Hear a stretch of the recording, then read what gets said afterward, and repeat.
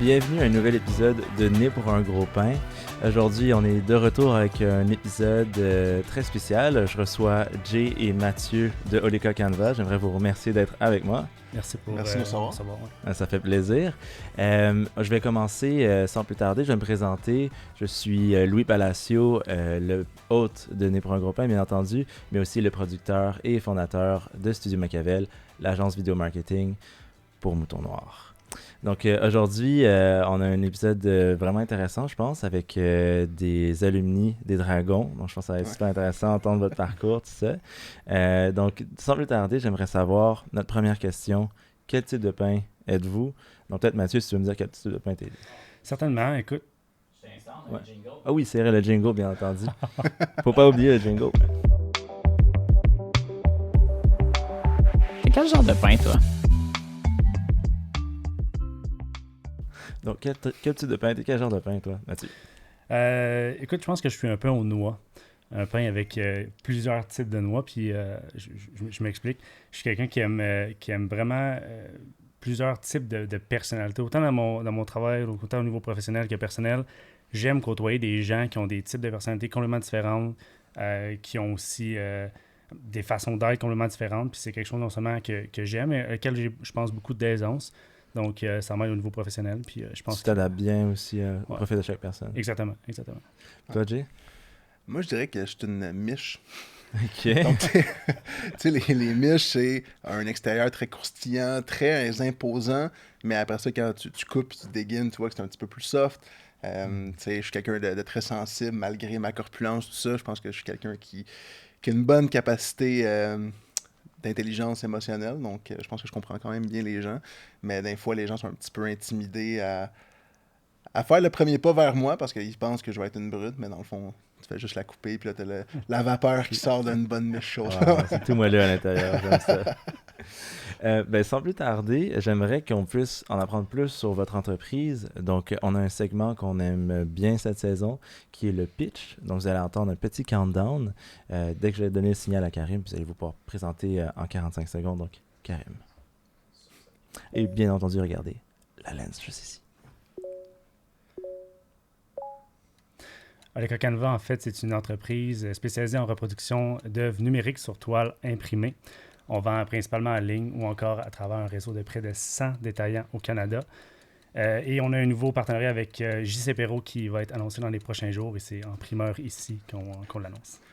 Donc, on s'est rendu compte que sur le marché, il n'y avait pas d'évolution. Dans le fond, les toiles qu'on trouve sur un magasin en ce moment, c'est les mêmes qu'on trouvait il y a 15 ans. Donc, on a compris qu'il y avait un loophole là-dedans, puis on a décidé de saisir l'opportunité. Puis c'est là que notre mission s'est créée. On a décidé de créer des œuvres numériques tendance actuelle, créées localement pour combler ce marché-là. All right, on time, j'aime ça. Puis encore mieux qu'on a l'exclusivité de l'annonce, c'est vraiment chouette. Merci les gars d'avoir présenté Oleka Canva comme ça. Sans plus tarder, je pense qu'on va aller dans la première section.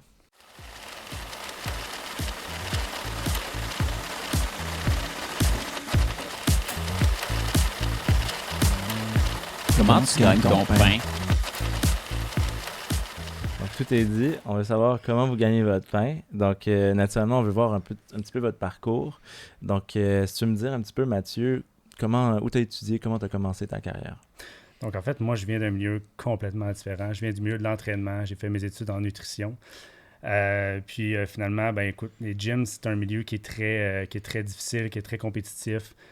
J'ai voulu initialement acheter un centre d'entraînement, puis sincèrement, ça a été une belle expérience parce que pendant un an, j'ai un peu négocié toutes sortes de types d'ententes, etc. J'ai cheminé là-dedans, j'ai côtoyé beaucoup de gens, donc j'ai appris beaucoup. Mais finalement, ça n'a pas fonctionné. Puis je te dirais que dès le début de la pandémie, j'étais assez content que ça n'ait pas fonctionné. Ouais, juste avant. Oui, exactement. Puis je dirais que c'est en 2019 que j'ai eu l'idée finalement de partir une entreprise de vente en ligne. Et plus spécifiquement dans la vente de décoration murale. Donc, j'ai eu un flash parce que avec ma copine, on cherchait à décorer nos murs chez nous, puis on ne trouvait pas exactement ce qu'on cherchait. On s'inspirait sur Pinterest, sur Instagram, on regardait ce qui se faisait un petit peu, ce qui était de tendance, puis on arrivait dans les magasins de grande surface, on ne retrouvait pas ça.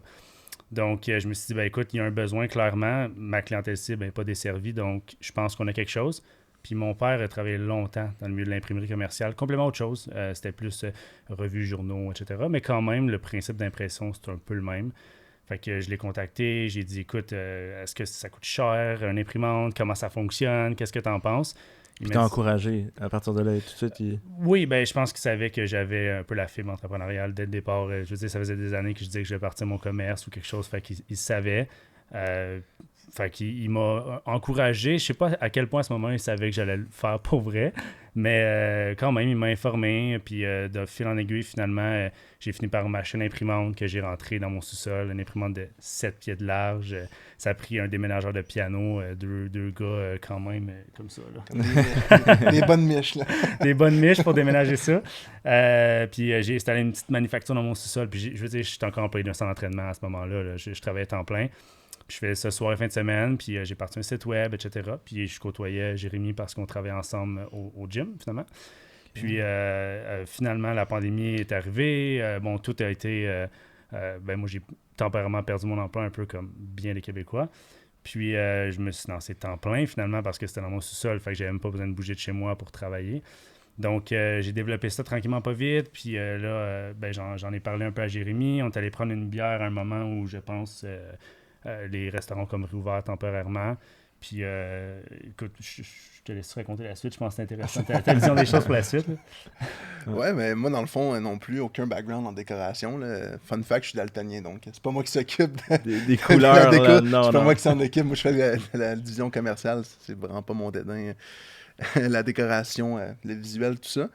Mais moi, dans le fond, on travaillait ensemble au gym, comme Matt disait. Moi, je faisais mon bac en administration dans ce temps-là.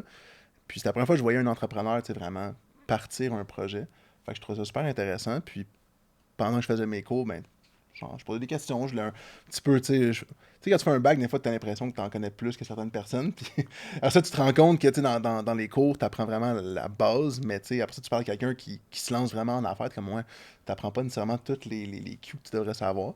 Plus théorique. Vraiment. C'est vraiment différent. Puis, je pensais pas comme tout le monde, je pense pas qu'on pensait que les gyms allaient fermer aussi longtemps.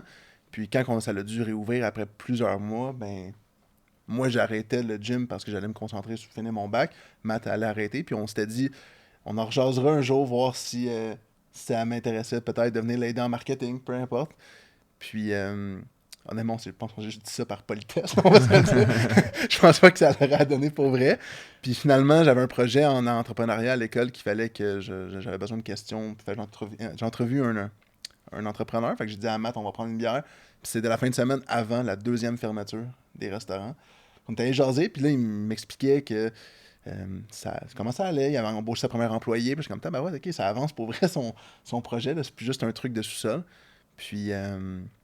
2 mois après, il a fait une autre offre d'emploi pour un petit poste à temps partiel au niveau de développement des affaires. Je dis, tu sais quoi, je vais appliquer, puis je vais postuler. Puis on avait déjà quand même une belle chimie ensemble. Puis ça s'est développé un emploi à temps partiel, temps plein. Puis là, je suis copropriétaire. Ça s'est quand même bien développé. Puis sinon, j'ai zéro background en entrepreneuriat. Je l'ai toujours dit. Moi, je suis pas un entrepreneur. Ça s'est développé. Moi, j'étais plus intrapreneur. Puis c'est ça, je lui disais, moi, je veux pas être un numéro 1, je veux être un numéro 2. Puis finalement, on est 2 numéros 1 finalement. J'ai appris à aimer ça, mais ouais. Nice. Donc toi, tu n'étais pas destiné à l'entrepreneuriat à la base. Donc ma question que j'aime bien poser, c'est est-ce qu'on est né ou devenu entrepreneur? Est-ce que vous avez des réponses différentes par rapport à ça? Est-ce que dans ce grand débat-là? En fait, je pense qu'on va avoir une réponse différente juste parce qu'on a un parcours peut-être différent. Moi, j'ai tendance à dire que certaines personnes sont nées avec ça, un peu comme moi, finalement. J'étais super jeune, puis je dessinais des simili-plans d'affaires où j'allais dans un restaurant, puis j'essayais de calculer autour de moi combien ça pouvait rapporter à l'heure. J'étais super jeune, puis j'avais ça tout le temps en tête, sans savoir vraiment c'était quoi ou ce que ça voulait dire. Puis, plus je vieillissais, à 16 ans, 17 ans, je savais là, sûr que j'allais partir quelque chose un jour. Mais j'imagine qu'il y a des gens... je veux dire, qui tombent sur des opportunités puis qui ouvrent des entreprises par après puis se rendent compte, hey, finalement, j'aime ça puis c'est fait pour moi. Mais moi, je pense que je suis né avec ça quelque part dans mon cerveau, assurément. Là. Ben, je suis d'accord avec toi. Je pense que c'est des traits de caractère qui peuvent se développer. Mais par exemple, moi, je pense que j'ai quand même des traits pour ça, mais je n'ai pas la tolérance au stress financier du départ. Je pourrais pas mettre tous mes œufs dans le même panier, là, puis je dis, OK, go for it. Puis après ça, si je fais juste ça à temps partiel, j'y croirais pas. Je sais pas, j'ai sûrement fait une très grosse faute de français en disant ça se dit sûrement pas. Mais Pas bien grave. je serais pas capable de me mettre à 100% là-dedans si je le fais à temps partiel, puis me mettre à 100% là-dedans, toutes mes gens dans le même panier. Je serais pas capable de tolérer le stress financier. Fait que c'est pour ça que s'il m'avait proposé ça au tout départ, j'aurais probablement dit non. Puis c'est pour ça que je suis content qu'il m'ait pas proposé au départ, parce que j'aurais dit non, puis ça serait sûrement jamais arrivé. Mais là, en voyant comment ça allait, veut pas, tu sais, on fait pas on fait pas des milliards, mais le potentiel est là, puis on le sait là qu'on a de contre les mains, puis c'était plus facile pour moi de me calmer, mais aussi de calmer aussi ma conjointe, que tu sais, veut pas, on est deux là-dedans, puis on voulait pas affecter nos plans futurs à cause de ça. Donc, c'est venu comment la discussion pour devenir associé, devenir partner? Comment c'est venu normal, organiquement? Est-ce qu'une injection de capital était nécessaire? Comment vous êtes arrivé à faire cette décision-là? Ben, en fait, au départ, je pense que, en tout cas pour ma part, c'était pas quelque chose que j'avais en tête dès le début nécessairement. Tu sais, Jay a embarqué dans l'aventure, puis pour vrai, il est allé sans compter ses heures, juste, tu sais, comme j'embarque dans le projet, puis let's go, puis j'y crois. Puis moi, c'est sûr que, tu sais, quand tu pars une business, on s'entend que t'es pas bon dans tout. Tu essaies de faire ton mieux, tu fais tout, mais t'es clairement pas bon dans tout. Fait que j'avais, tu sais, après 1 an, j'avais clairement compris dans quoi j'étais bon, dans quoi j'étais moins bon. Fait que je me suis dit, ben écoute, ça me prendrait éventuellement quelqu'un qui pourrait combler ça. Puis, tu sais, on s'est mis à travailler ensemble pendant un certain temps, puis je me suis rendu compte, OK, Jay est vraiment fort dans tous les points dans lesquels moi, je suis moins à l'aise, puis je performe moins. Ça prendrait, il faudrait qu'il soit plus qu'employé. Puis, à un moment donné, il m'avait glissé un mot qu'il serait peut-être intéressé à avoir peut-être des parts éventuellement. Tu sais, pas nécessairement beaucoup, mais bon, il serait intéressé tranquillement pas vite à faire l'acquisition de parts. Puis là, je sais plus comment ça s'est fait. Tu te rappelles-tu exactement comment ça s'est fait à partir de là? Ou? Ben, je parlais d'avoir des parts, mettons, non votantes. Tu sais, il y a des entreprises, dans le fond, que des grosses multinationales, des fois, même Prana font ça, en fait, que les employés, ils peuvent avoir un retour d'actionnariat, dans le fond, après un certain nombre d'années dans l'entreprise, ils peuvent devenir actionnaires minoritaires, non votants, peu importe. Puis je disais, tu sais, moi, je prendrais ça, au lieu d'avoir, mettons, des augmentations de salaire à n'en plus finir, mais tu sais, moi, je trouve ça intéressant d'avoir un retour comme ça, sachant que l'entreprise aussi va bien. Puis, tu m'es arrivé un jour avec un plan, tu m'as dit, écoute, j'ai quelque chose de meilleur à t'offrir, si ça te tente. Puis, il y a, on peut le dire, il n'y a pas eu d'échange monétaire, il y a vraiment eu une très grande générosité. Puis, dans le fond, je sortais de mon bac, j'ai pris une réduction de salaire du marché pour ça, c'est ce qui est quand même très fair. Puis, dans le fond, il m'a offert des parts en échange de mon temps, dans le fond, si on veut. Puis c'est un bon deal pour les deux quand tu y penses, parce qu'au bout de la ligne, sans lui, mon risque était vraiment plus élevé que mon projet finalement ne débouche pas comme je voulais ou beaucoup moins vite. Puis avec lui, ben ça fonctionnait, bon, peut-être pas assurément, mais du moins aujourd'hui avec du recul, on se rend compte, ben oui, ça a vraiment bien fonctionné, puis c'est grâce au fait qu'il a embarqué dans l'aventure. Donc lui, il se retrouve avec des parts qui ont une certaine valeur, puis moi, je me retrouve avec une entreprise qui a un succès. Fait que pour vrai, c'est un deal qui faisait vraiment du sens à ce moment-là. Aujourd'hui, pour être franc, je pense pas qu'on est ouvert à vendre des parts. Sincèrement, pas vraiment, à moins que la personne qui embarque ait vraiment bien plus à offrir que de l'argent. Est-ce que vous avez une équipe solide, là? Ouais, on a une équipe solide, on a une belle recette, on a prouvé que notre recette fonctionnait. Puis, tu sais, les prochaines marches, on les voit très clairement, on sait où on s'en va, on sait qu'est-ce qu'on va faire les 2 ou 3 prochaines années. On savait il y a 1 an ce qu'on allait faire cette année, à peu près, puis c'est exactement là où on est présentement.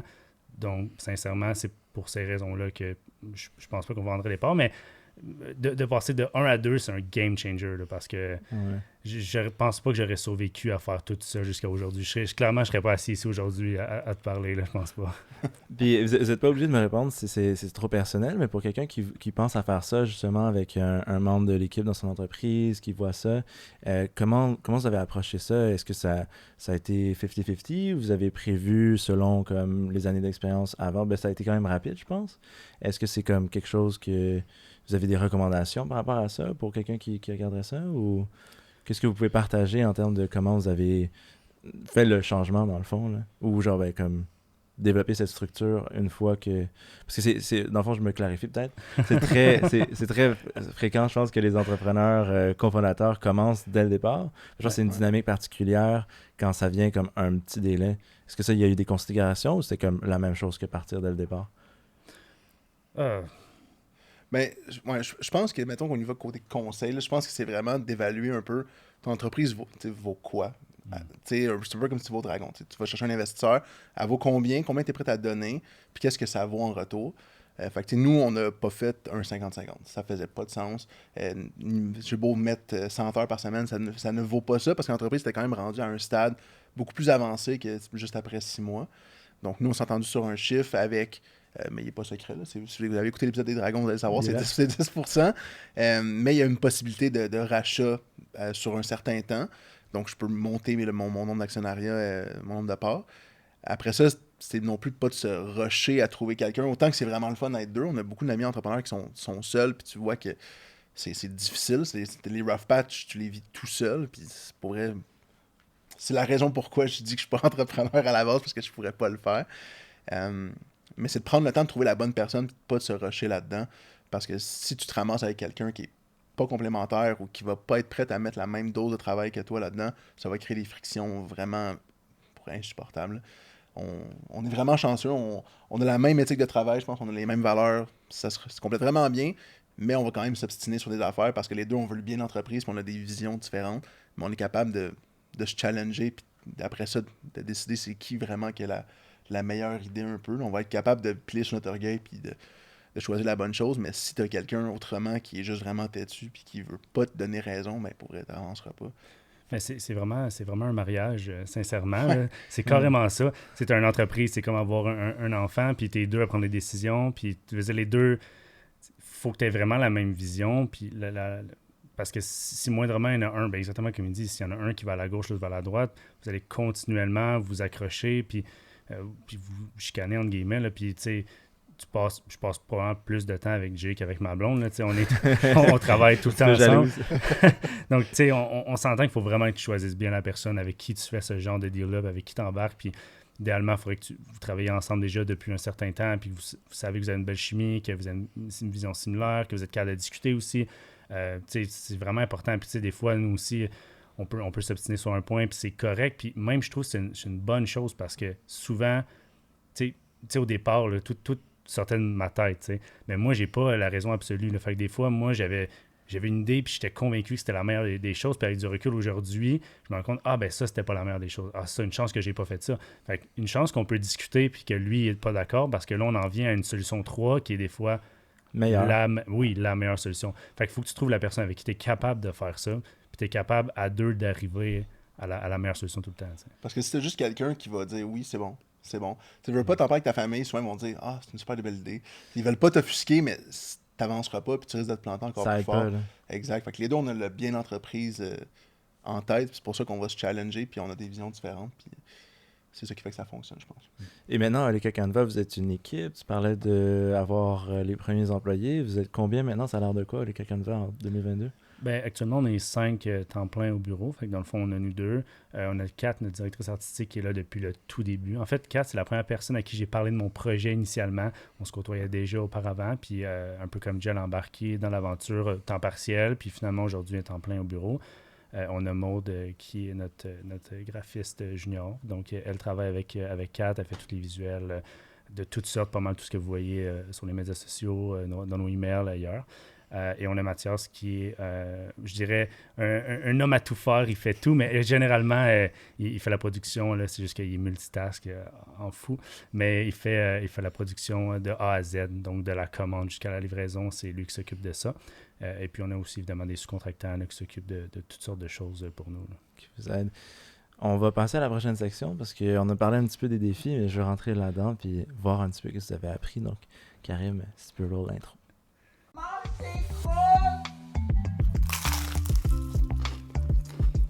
T'as-tu mangé des gros?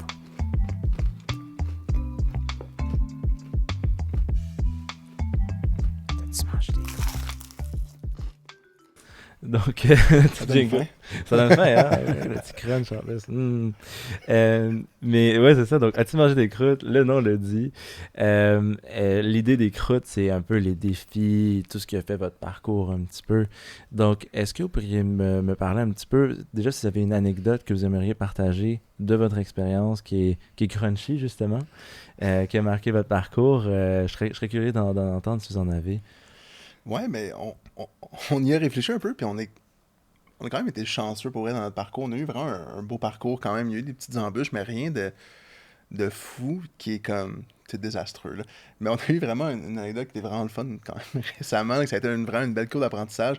On cherchait un petit peu comment aider les gens à passer un petit peu un achat un peu plus impulsif. Parce qu'acheter une toile, si tu veux pas, c'est pas quelque chose de petit qui est impulsif. Faut que tu réfléchis. Faut que tu trouves la grandeur, tu trouves le modèle, faut que tu trouves la couleur qui fonctionne. Donc, tu peux pas l'acheter d'un coup. Souvent, c'est vraiment plus réfléchi.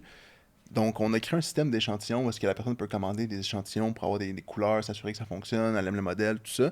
Puis, on avait décidé d'aller chercher des clients, faire l'acquisition de clients en donnant des échantillons gratuits, en faisant des ads, tout ça. Puis, on s'est rendu compte rapidement, en tout cas, hey, c'est cool, ça marche. Il y en avait plein de monde qui en demandait. Puis là, on s'est rendu compte, les gens, ils commandent des échantillons qui font pas vraiment de sens. Fait que dans le fond, ils commandaient tout le temps comme 4 fois le même échantillon. Pourquoi? Tu sais, là, tu commences à poser des questions. C'était des formats 4x6, c'était tout petit. Puis là, il y en a qui commandaient des échantillons comme noir et blanc, mais comme, clairement, il n'y a pas besoin d'un échantillon pour ça. Puis on s'est rendu compte, dans le fond, que ça fitait dans des petits cadres en vide. Fait que les gens commandaient juste ça pour leur décoration. Puis ils n'avaient aucune intention d'acheter par la suite. Fait que ça a été un petit... Ça leur coûtait rien aux gens? C'était gratuit, non? Mais vous, ça vous coûtait du shipping, exact. puis du tissu. L'impression, tissu, shipping, tout ça pour aller chercher dans le fond, l'acquisition de clients, tout ça. Puis ça a quand même été un bon flop, là, je te dis. Mais faut comprendre que déjà, notre combat, c'est souvent de faire la différence un peu entre notre produit puis une affiche dans un cadre avec un vitre ou un plexiglas. Je veux dire, c'est deux types de produits qui se comparent quand même sur le marché. Donc, je pense que là, avec cette offensive-là, ce qu'on a fait, c'est qu'on a un peu mélangé les gens. On a dit, hey, vous pouvez avoir un cadre qui est non assemblé et donc qui pourrait se comparer, par exemple, à une affiche de format 4x6, qui est un format un peu standard pour les compagnies qui vendent des affiches, vont vendre des 4x6 pour mettre dans des petits cadres, pour mettre sur des tablettes, sur des bureaux, etc. Et donc, j'ai appelé une cliente un jour parce qu'elle avait acheté, comme il disait, 4 cadres pareils. Puis je lui ai dit...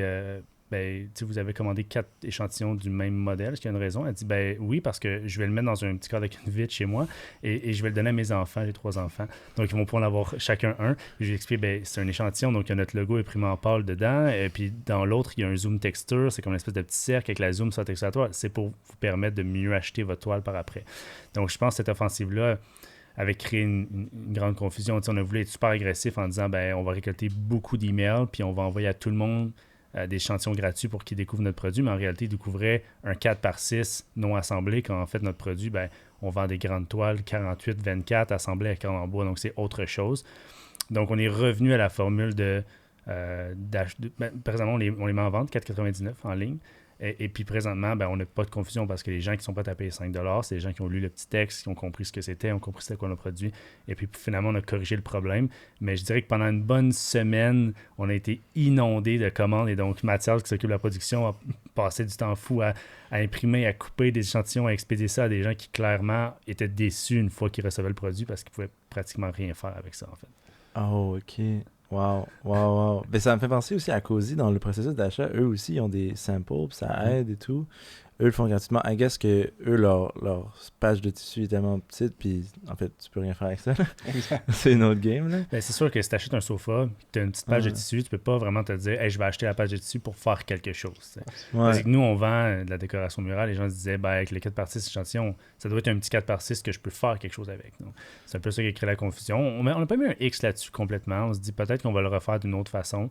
Mais clairement, on ne peut pas le faire dans une offensive où on envoie ça à des gens qui ne nous connaissent pas. Puis c'était ça l'erreur aussi, c'est que dans le fond, on avait mis des campagnes ads sur différentes plateformes dans lesquelles on targetait des gens d'une certaine façon. Ils rentraient un peu dans notre système marketing. Puis après 2 ou 3 courriels, on leur disait, tu n'as pas acheté, est-ce que tu as des questions, quoi que ce soit. C'était formulé plus poliment que ça.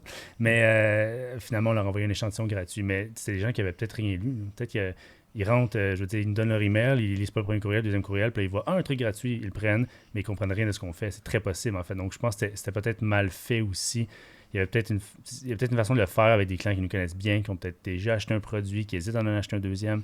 Parce que, sincèrement, de voir à travers un écran une couleur puis te dire oui, c'est la bonne couleur qui va fitter avec ma douillette dans ma chambre, c'est plus difficile. C'est un peu ça qu'on essaie de combattre. Donc, il y a une façon de le faire, mais on n'a pas encore trouvé comment exactement.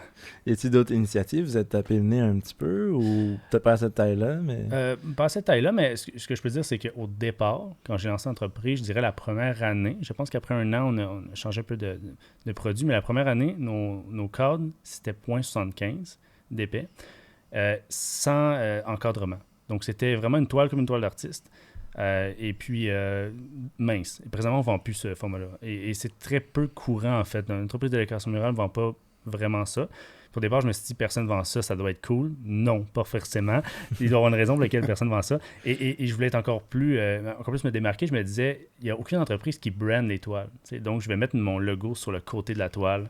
On va pouvoir le voir et les gens vont pouvoir le voir. Fait que, la visite vient à la maison. Ah, c'est beau ta toile. Ben oui, c'est Oleka Canva. Puis tu vois le logo, tu t'en souviens.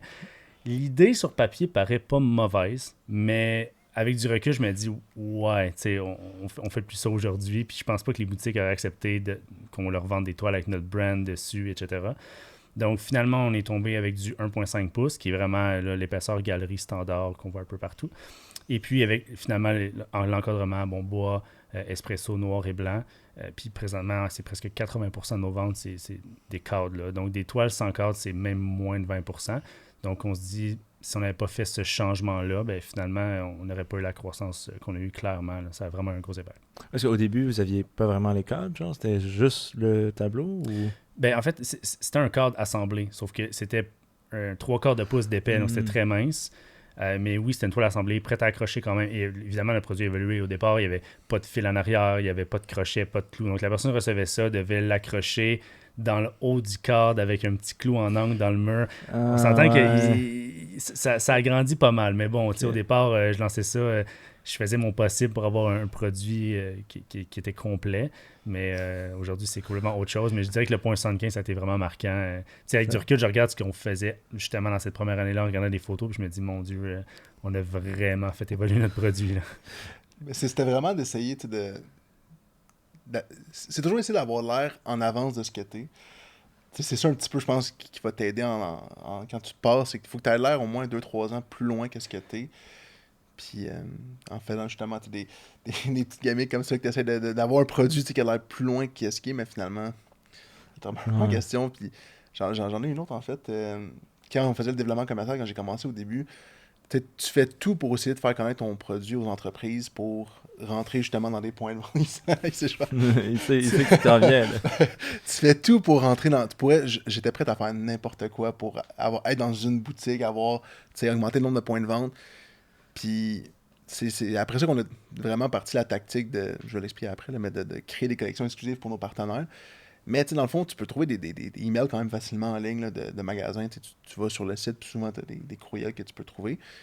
Puis j'avais trouvé le courriel d'un des propriétaires d'une boutique là, à Montréal, que je dirais pas le nom. Puis ma tactique, j'écoutais des podcasts anglophones, genre des États-Unis, gros marketing, là, des stratégies pour truquer le monde, pour qu'ils ouvrent ton courriel. En tout cas, t'avais bien craqué. Là. Ah ouais, j'étais vraiment prêt à vendre des toiles. Là. Puis là, mon courriel, je le commence avec RE. Fait que genre, comme si j'avais déjà envoyé quelque chose. Fait que faites pas ça, là, disclaimer, faites vraiment pas ça. C'est pas une belle histoire. Puis je dis, votre commande, elle est prête. Comme juste pour que le client fasse comme, ah wow, c'est quoi ça qu'il l'ouvre? Puis en ouvrant le courriel, tu comprends qu'il n'y a pas de commande, c'est juste que je voulais qu'il ouvre le courriel, puis qu'il aille mon attention. Puis je me dis, s'il lit mon courriel, il va dire oui, mais il faut juste qu'il l'ouvre, puis qu'il le délite pas. Là, il me répond, il dit, j'ai rien commandé. Il est ultra fâché, là. J'ai rien commandé, on comprend pas de quoi tu parles. Là, je dis, attends, je check mes affaires. Là, je dis, ah non, t'as rien commandé. Là. Je voulais juste comme te parler de mon projet. Là, il me dit, c'est illégal ce que tu fais. Là. Il dit, je vais faire une plainte au l'anti-spam. Man, j'appelle Match que pour elle, je pense qu'on va faire faille. On va se faire poursuivre. Mais finalement, je l'ai recroisé plus tard. Puis tout est chill. Mais ouais, non, faites pas ça. ouais, quand tu essaies vraiment. Là, ouais, mais quand tu crois vraiment à ton. Il faut que tu crois tellement à ton affaire que tu es prêt à faire des affaires dingues comme ça. Mais faites-le pas, je vous le conseille pas, parce que truquer les gens, ça va jamais rien amener de bon. Ouais. Ça sert absolument à rien. Donc, C'est ça, on a ouais. appris de ça. Puis ça... Faut filtrer. Après avoir écouté les podcasts américains avec des idées un peu intenses, Ouais. faut prendre une marche dehors, c'est Ouais, ça? c'est ça. Nice. Puis, ma prochaine question, c'est plus par rapport à comment vous voyez un petit peu... en fait, même avant ça, je t'ai mentionné les magasins, comment vous êtes rentré dans les magasins. Est-ce que c'est une grosse partie de votre chiffre d'affaires? Est-ce que c'est, dès le départ, c'était ça? Ou vous vous disiez numérique, tu sais, oublie les magasins. En plus, vous aviez la pandémie, vous n'aviez pas vraiment regardé les magasins tout fermés comme une belle opportunité commerciale? Non, au départ, les magasins, en effet, étaient fermés. Moi, initialement, je me suis dit ça va être vraiment une entreprise de web. Au départ, c'était ça. On voulait vendre en ligne à 100%. Puis finalement, ben, c'est sûr, quand tu pars de zéro, tu as un site web avec pas de trafic, tu as des pages Facebook, Instagram, Pinterest à moins de 100. Je veux dire, tu n'as pas de vente. T'sais. Fait que je me suis dit, comment aller plus vite? Ben, on va essayer de rentrer en boutique. Mais ça a pris du temps. Là. Et moi, je pense avoir seulement closé un deal en boutique. Le reste, c'est tout Jay qui a fait ça. Donc, un avant son arrivée. C'est un bon deal que tu as fait quand même. Là. C'est un Oh, partenaire très fidèle qu'on a qui est très, très... Exactement. Puis même, je peux le dire, là, les boutiques Cozy, c'est les premiers qui nous ont fait confiance. Puis aujourd'hui, ils ont 12 points de vente. À l'époque, il y en avait 7. Donc, ils nous ont passé leur première commande à ce moment-là, qui était 400 unités. Je suis tombé par terre. Donc là, je me suis dit, OK, on a touché quelque chose. Là. On est capable de faire 400 unités d'un coup, quand en ligne, on ne faisait même pas ça en 6 mois. Donc, c'est à ce moment-là que ça arrivait un peu quelque chose chez moi. Mais encore là, faire un peu un démarchage puis négocier ce genre d'entente-là, ça prend beaucoup de temps. Puis c'était pas non plus nécessairement ma force. Fait que tantôt, quand je disais que Jay avait des forces que moi, j'avais pas, ben ça, clairement, lui il l'avait. On travaillait ensemble au gym, puis dans son rôle, il y avait à vendre toutes sortes de forfaits, puis c'était une machine. Donc, je savais qu'il était très bon là-dedans. Donc, finalement, quand lui est embarqué, ben, clairement, il s'est mis là-dessus. Puis aujourd'hui, on ne pourrait pas survivre sans. Là. Les boutiques, c'est combien exactement? 60% de nos ventes. Ouais. Wow, quand même. Puis c'était pas prévu du tout au départ. Puis là, c'est rendu... Non, ben, l'objectif, je pense, de base, c'était comme tu disais, c'était pour aller plus vite, puis ça te donne une notoriété. Ça te permet d'être dans des points de vente. Les gens, tu as beaucoup plus de foot traffic dans les centres commerciaux, dans les magasins, ils voient tes trucs, puis là, ils l'achètent, puis après, ils font « Ah, c'est avec Canva, c'est quoi ça? » Puis là, ils finissent à aller sur notre site web, puis la raison pourquoi ça c'est bien, c'est que, comme on mentionne, dans les gros partenaires, là, donc, comme je sais Perrault, c'est qu'on crée des collections personnalisées pour eux. Fait que ce que ça fait, ils sont seulement en vente dans leur magasin ou sur leur site web. Nous, on les vend pas. Donc, on vient pas se faire compétition. Puis, tous les magasins ne se font pas compétition non plus. Parce qu'ils ont chacun leur modèle qui a été créé sur mesure pour eux, puis selon leur clientèle.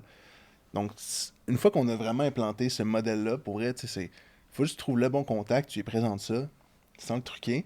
Puis, pour vrai, ça se vend comme ça. Là, la personne qui est en charge des achats des toiles, c'est un projet artistique pour elle. C'est beaucoup plus que juste d'acheter des toiles, c'est que tu crées ton projet. Puis ça, les gens, ça les stimule énormément. Avec le décor du magasin, tu sais, Exactement. Ça fit bien. Exactement. Tu regardes tous nos partenaires, mais pour les collections, il n'y en a aucune qui pourrait se vendre chez l'autre. C'est tellement tous différents. Autant qu'ils se font compétition dans le monde du meuble, non, de la décoration, leur clientèle, elle est quand même différente. Je pense à Ma Société, beaucoup plus masculin. Simons, beaucoup plus... Simons ont énormément de clientèle, mais c'était un style beaucoup plus féminin qu'on avait approché au début. Puis J.C. Perrault, c'est un plus monsieur, madame, tout le monde, c'est 35 à 50, un petit peu plus aisé financièrement, fait que c'est peut-être un petit peu plus haut de gamme, des plus grosses toiles, c'est complètement différent, mais c'est ça qui est vraiment intéressant pour vrai. Ça facilite ma job d'avoir ce type d'offre-là, parce que sinon, c'est sûr que si tu offres les mêmes modèles à tout le monde, au même prix, on va tous se faire compétition, puis ça ne fonctionnera pas. Là. Ça demande que Kat travaille très étroitement avec les magasins aussi pour leur design, genre leur palette, si on veut. Oui, exactement. Dans le fond, moi, j'établis la base de contact, on s'entend sur une entente, on reçoit les inspirations, tout ça, puis Kat, après ça, commence à travailler avec eux très étroitement. Puis la beauté de faire tout ça par tablette numérique, c'est que c'est beaucoup moins long que de le peinturer comme on le faisait dans le temps, qu'on peut encore faire aujourd'hui. Ça n'enlève rien au talent, mais c'est beaucoup plus rapide parce que il suffit que tu fasses un modèle. Ah, j'aime moins cette teinte de couleur-là. Pas obligé de briser ta toile. tu sacres un peu, tu recommences. Ouais. Tu fais juste prendre ton crayon, tu changes la couleur, puis ça se fait instantanément. Fait que ça permet de créer un volume d'œuvre beaucoup plus rapidement, puis c'est rentable pour tout le monde. C'est ça qui est vraiment le fun dans tout ça. Intéressant. Puis vous avez comme de la compétition qui est venue justement à travers un peu cette facilité-là, puis ce modèle qui doit faire quelque chose de très bien. Comment vous réagissez à... Je sais pas si c'est dans les premiers, mais des copycats ou des gens qui reprennent le modèle. Comment vous restez frais et vous réussissez à démarquer de ces gens-là?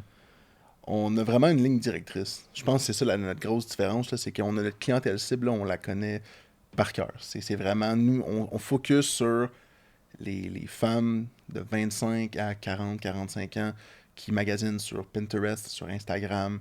Tu sais, c'est un style très épuré, très clair, très moderne. On essaie de rester dans tout ça.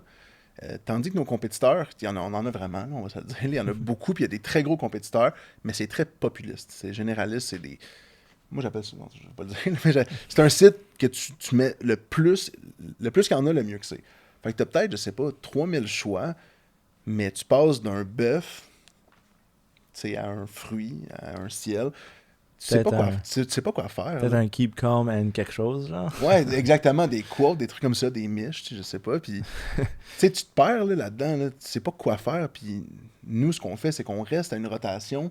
On veut augmenter notre nombre d'œufs sur notre site, mais on dépassera pas le 500. Là, puis, on fait une rotation constante pour avoir toujours la nouveauté.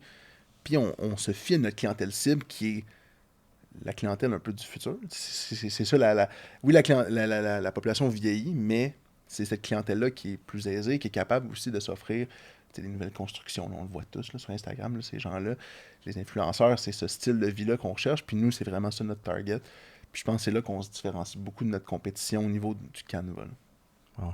Mais je veux que tu me parles un petit peu peut-être du canevas. En fait, on en a un que vous avez apporté spécialement, que vous avez offert grâce au site. J'aimerais ça vous remercier. Puis là, je me dis, il faut le présenter. Donc, peut-être en même temps que je vais le chercher, tu veux m'expliquer un petit peu votre processus d'impression, voir un petit peu peut-être ce tableau-là en particulier de quelle collection, mais je veux le montrer. Donc, je reviens avec ça 2 secondes si tu veux présenter un peu.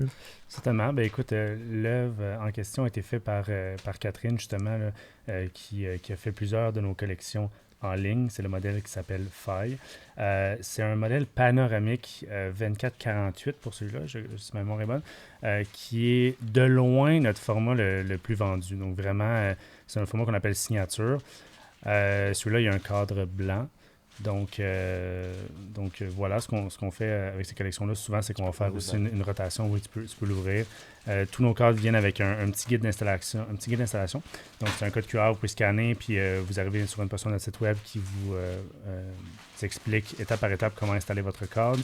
Vous avez aussi le petit clou crochet là, qui vient avec.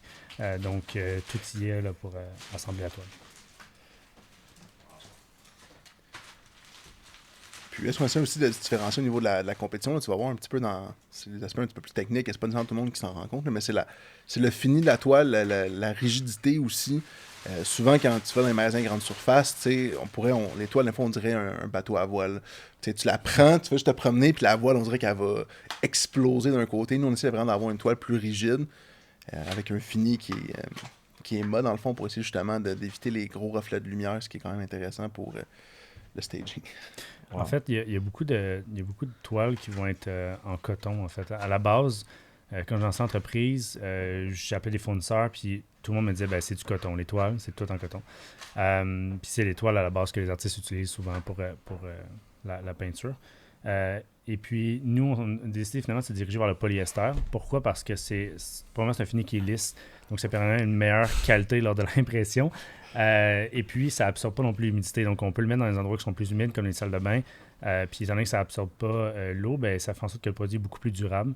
Le coton est très extensible. Donc, quand on va l'étirer sur la toile, ça peut craquer, etc. Donc, ça pourrait, là, quand tu fais du volume, à un moment donné, tu pourrais avoir des défauts. Tandis qu'avec ça, il n'y en a pas. Puis ça se voit, là, je les file très brièvement. On l'a montré un petit peu, là.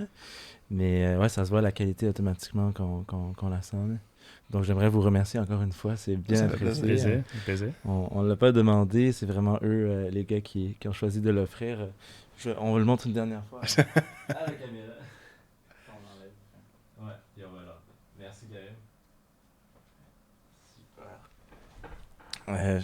pense que les boys étaient aussi surpris que moi. J'avais pas prévu faire ça, mais je me suis dit, faut montrer le produit. Là, il est magnifique, je l'en ai en plus. On aurait pas en amener une plus petite, mais sincèrement, vraiment le format qui est le plus populaire. Puis je pense que c'est aussi ce qui nous démarque parce que souvent, nos compétiteurs, ça va être de l'importation. Donc, souvent, quand tu importes un inventaire, tu vas importer des trucs qui se vendent plus vite, comme des 2x24, des 9x12, des 12x18. Donc, tandis que des formats comme ça qui sont panoramiques, qui sont plus gros, qui vont jusqu'à du 60-30, ben, ça se trouve un peu moins. Donc, c'est probablement pour ça qu'on en vend beaucoup plus. Puis nous, on les vend vraiment par format de lit. Ouais, c'est ça, j'allais 5, dire. les doubles, Queen King. Ça doit... Ça, c'est Queen, Les exactement. Queen, ouais. Queen, exactement, c'est ça. C'est ce que j'ai. Mais il va peut-être être d'un lit arrivé dans le studio, mais vraiment chouette. Puis j'aime bien l'idée, exactement. Quand tu fais ton décor, justement, tu as une bonne idée de la taille. Puis comme tu dis, la compétition a vraiment des formats souvent beaucoup plus petits qui fitteront pas là, avec ton énorme lit. Tu veux le mettre en valeur, tu veux mettre la pièce en valeur. Exactement. Ça fait énormément de sens. Mais on arrive tranquillement avec notre dernière section, parce qu'il reste du travail. Donc, Karim, je te laisse. Du bon pain sur la planche. Coupe-moi dans une tranche. Je te fais ça, Karim, je te fais ça. Merci. Mais dans le fond, c'est ça, la dernière section, c'est du pain sur la planche parce qu'il reste du travail, il y a des choses qui s'en viennent. J'aimerais savoir de votre côté, est-ce que vous avez des projets en particulier qui s'en viennent pour vous, des nouvelles additions? Vous avez parlé justement de JC Perrault. Est-ce que vous travaillez sur des choses aussi pour agrémenter ce que vous avez déjà? Oui, ben, il y a évidemment plusieurs petites choses sur le court terme. Là, le développement de nouveaux partenariats chez des détaillants un peu partout au Canada, ça c'est quelque chose qui est toujours en continu. On a aussi des idées en termes de développement de produits, des nouveaux cadres ou d'autres petites choses comme ça qui risquent de sortir l'an prochain. Je dirais que le projet sur lequel on commence à travailler tranquillement et qui s'en vient plus gros, puis je le dis pour la première fois ici, il n'y a rien d'officiel, mais c'est un truc que j'ai beaucoup à cœur. Je pense que j'ai vraiment hâte que ça se concrétise. On souhaiterait éventuellement ouvrir un point de vente qui est un peu comme une salle d'exposition. C'est un truc qu'on nous demande vraiment souvent. Les gens nous appellent puis aimeraient aller voir les toiles en personne. Puis étant donné que les toiles, on les manufacture après la commande, donc on les fait à la commande. On a quand même un inventaire sur place, un 20-30 toiles démo, mais ça reste que la toile que tu veux, donc parmi nos 200-300 modèles, avec 6, 7, 8 formats, probablement qu'on ne l'a pas sur place. Donc, on souhaiterait avoir éventuellement un point de vente, pas dans un pas dans un centre commercial ou pas dans un endroit comme ça, parce que c'est pas un produit c'est pas un grab and go, c'est pas un produit que tu achètes impulsivement. Donc, on veut un endroit peut-être plus en région ou un endroit où les gens vont venir ayant déjà peut-être réfléchi un petit peu, peut-être même à même nos bureaux, on va peut-être déménager nos bureaux, le faire à même nos bureaux. Donc, c'est quelque chose sur lequel on commence à réfléchir sérieusement. Puis on est allé à l'ouverture de la nouvelle boutique Case Me Québec, et puis on a vu un petit peu comment c'était fait. Puis je te dirais que j'avais déjà ça en tête, mais depuis ce temps-là, on va embrayer un peu, je pense. Ça m'intéresse vraiment qu'on se lance là-dedans. Là. Puis justement, vous avez une relation spéciale quand même avec le fondateur de Case Me, si tu veux m'en parler. Oui, ben en fait, William nous a aidés, ça fait déjà maintenant 1 an qu'on travaille avec lui. Je l'ai contacté, en fait, JP Moore en parlait, puis on se disait à quel point Case Me avait un modèle d'affaires, même si le produit est complètement différent, ils ont un modèle d'affaires qui est très similaire aux nôtres. Ils manufacturent aussi à la commande, c'est la même chose. Donc, ils ont des produits bruts, mais ils l'impriment, ils finalisent le produit vraiment après la commande. Ils ont un modèle d'affaires aussi axé sur le web qui est très similaire aux nôtres aussi. Donc, finalement, j'ai réussi à trouver un peu son numéro, à l'appeler. Au départ, il était pas trop sûr. Puis, je lui ai expliqué, je lui ai dit, écoute, je suis vraiment convaincu là, qu'on a un fit. J'aimerais vraiment ça qu'on discute, etc. Il a été super sympathique.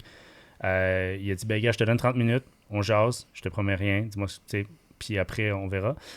Finalement, on a eu un premier 30 minutes ensemble. On a expliqué un peu c'était quoi le projet, où on était rendu, etc. Je pense qu'il s'est vraiment reconnu dans où on était rendu parce que quand on regarde l'histoire de Case Me, on est exactement comme eux il y a 3-4 ans peut-être. T'sais.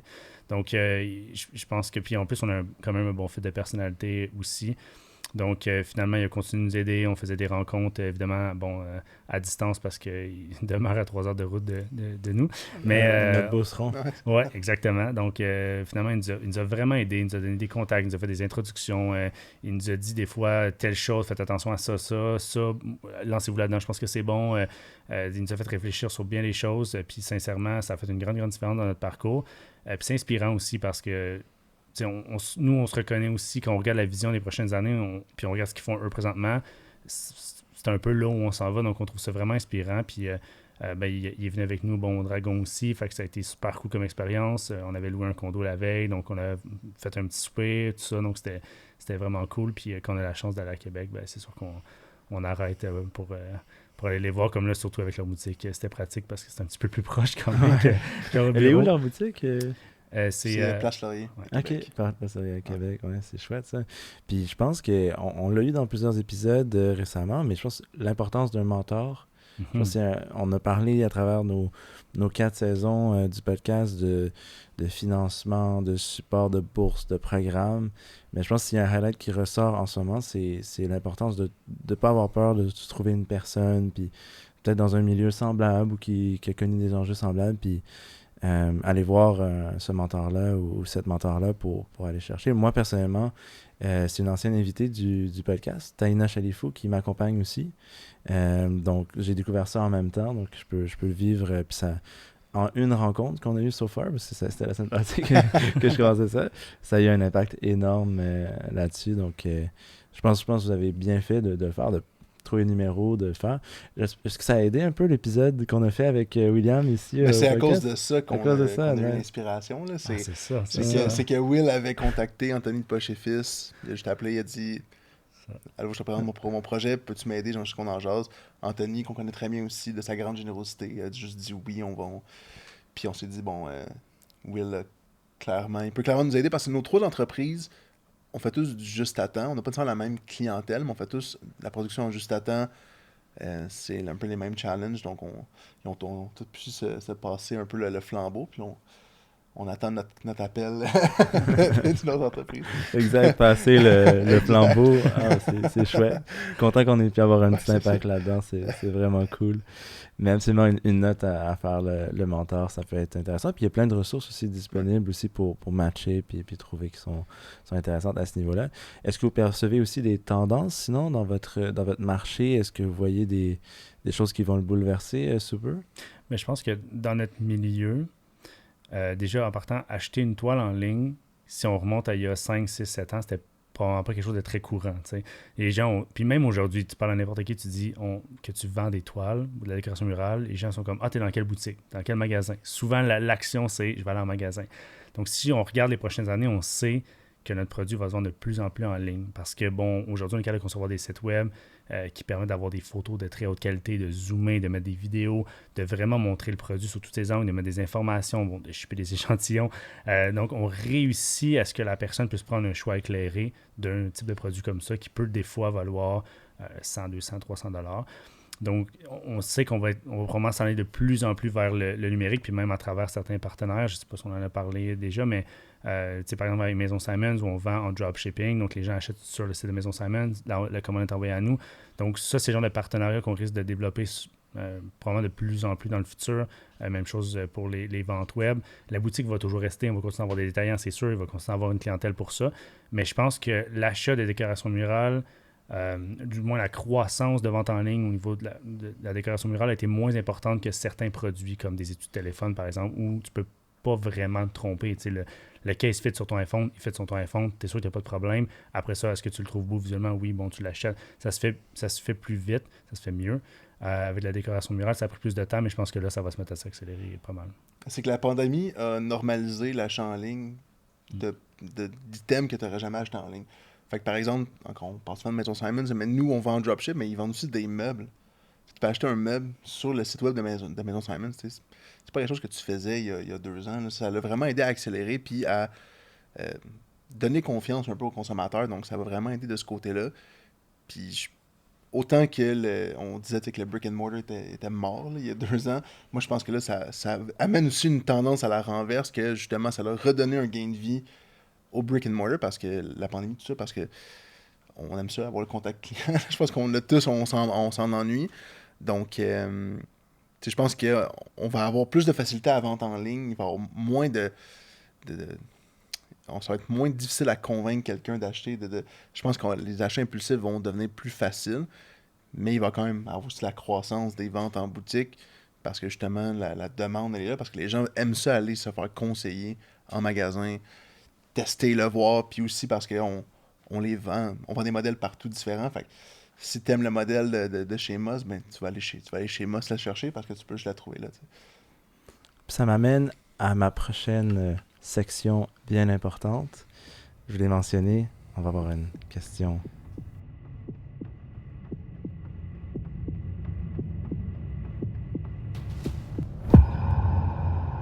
La question qui tue.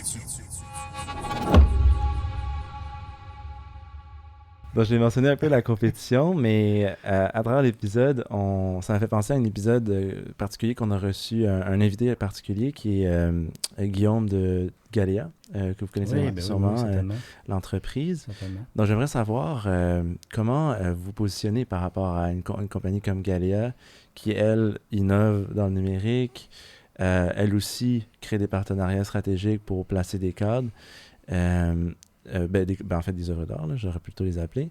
Comment vous restez aussi intéressant que eux qui ont ces particularités-là? En fait, Guillaume, on a déjà collaboré ensemble, on travaille aussi ensemble. Donc, nous, on s'occupe de faire la reproduction des œuvres sur leur site web. Donc, on a eu à discuter ensemble puis à échanger, puis on n'est vraiment pas sur le même marché. On peut collaborer ensemble aisément, puis nos clients ne sont pas les leurs et vice-versa. J'adore ce qu'ils font, c'est vraiment un super modèle d'affaires. Je pense que leur modèle d'affaires est très axé sur l'artiste. Donc, ils ont un gigantesque volume d'artistes. Je pense qu'ils sont à presque 7000 maintenant, un peu partout dans le monde.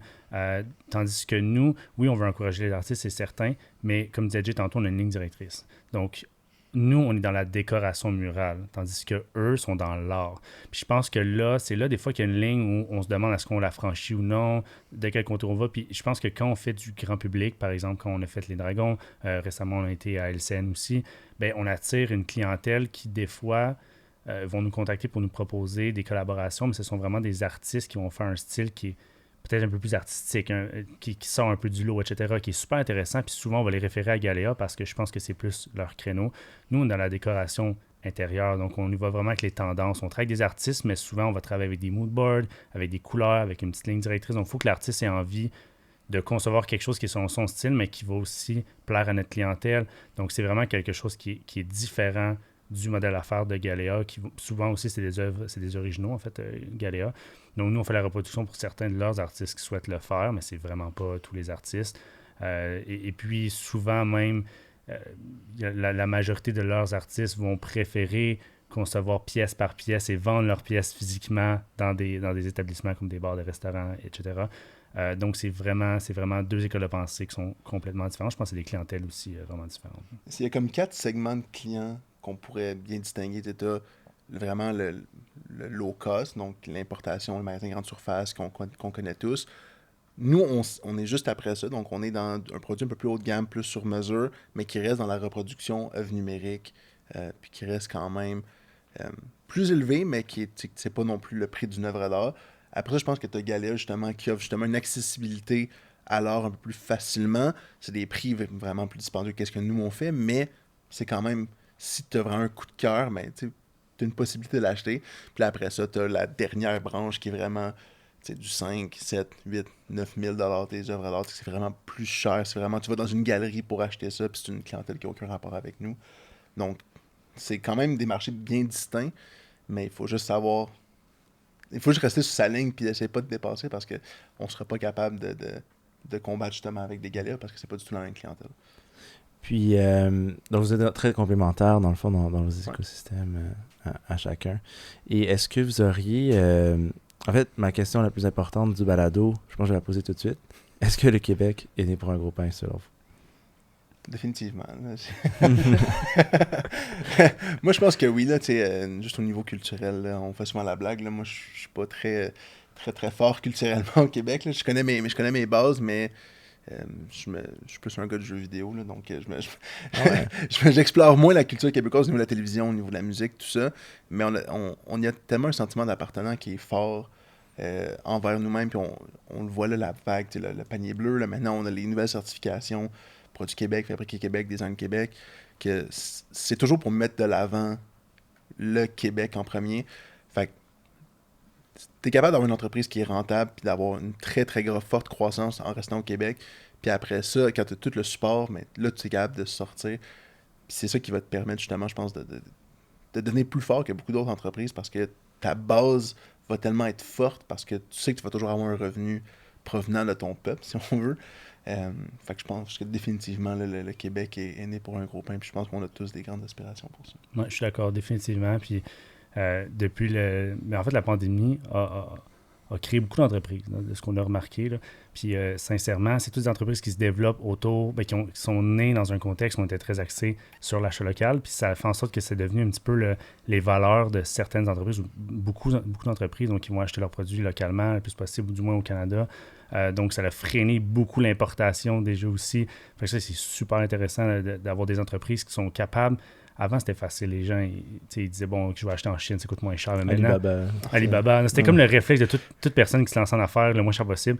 Maintenant, c'est plus nécessairement ça. Puis je pense que même le consommateur a changé aussi.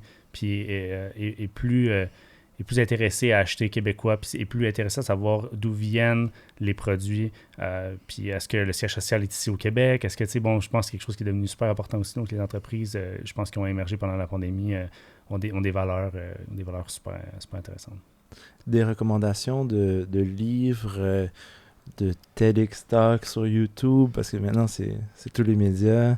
Peut-être de jeux avec des morales intéressantes aussi, que vous aimeriez conseiller à la relève entrepreneuriale pour qui vous en guidez? Moi, il y a un livre qui m'a beaucoup aidé. Au début, j'ai lu, puis là, je trouve ça plate parce que j'ai un peu moins de temps, je lis un peu moins, mais au départ, j'ai lu beaucoup de livres parce que je partais de zéro, puis je voulais essayer d'apprendre le plus possible par moi-même. Puis j'ai lu un livre qui s'appelle Building a Story Brand. J'oublie l'auteur, mais ça a été un livre qui a changé vraiment, vraiment beaucoup de choses. En fait, c'est que ça te fait cheminer dans la conception de ton image de marque, dans ta vision, dans la façon dont tu vas expliquer ton produit, la façon dont tu vas communiquer avec ton consommateur. Puis ça m'a vraiment, vraiment, vraiment aidé à construire un peu la marque. Là. Je pense que Building a Story Brand, en plus, on l'a eu dans un... 20 Compass l'a mentionné aussi. C'est vrai, pour vrai? Ouais, ah ouais? Je connais toujours pas plus l'auteur, mais définitivement, là, faut que je le lise. J'ai plus le choix. Ouais, plus le choix, je te prêterai. Ah, cool. Toi, tu secondes, Jay? C'est un très bon livre, je ne l'ai jamais lu. On dirait que je l'entends souvent.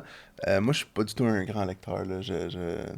Je passe mon temps, moi je fais une maîtrise en ce moment, là, donc mon temps je le passe à lire mes lectures de vous, merci. Donc c'est plus là-dedans que je me retire. Sinon j'aime beaucoup plus les podcasts, donc j'aime beaucoup How I Build This de Guy Raz, que je trouve vraiment inspirant d'entendre un petit peu des parcours de très grosses entreprises, de où est-ce qu'ils sont partis, tout ça, je trouve ça très, très, très inspirant. Puis j'essaie beaucoup d'écouter les podcasts au Québec, c'est pour ça que j'aimais beaucoup le vôtre, parce que tu as quand même des entreprises québécoises, encore une fois, on aime ça en entendre des gens d'ici, puis de voir que c'est réalisable. Tu as beau entendre le gars de Netflix qui explique son histoire.